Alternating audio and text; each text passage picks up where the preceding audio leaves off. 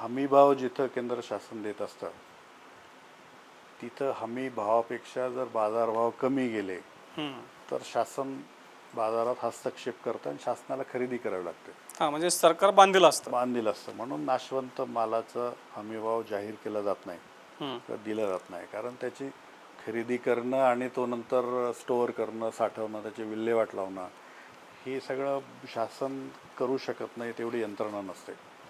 त्याच्यामुळे कांद्याला minimum support price वगैरे ही संकल्पना नाही. फॉर्च्युनेटली नाफेडने परवा जो 1580 रुपये भाव जाहीर केला त्याला हमीभाव असा शब्दरचना आली. बरं, ठीक आहे, तशी जरी आली तरी बाजारामध्ये एक चांगला संदेश त्याच्यामुळे गेलेला आहे.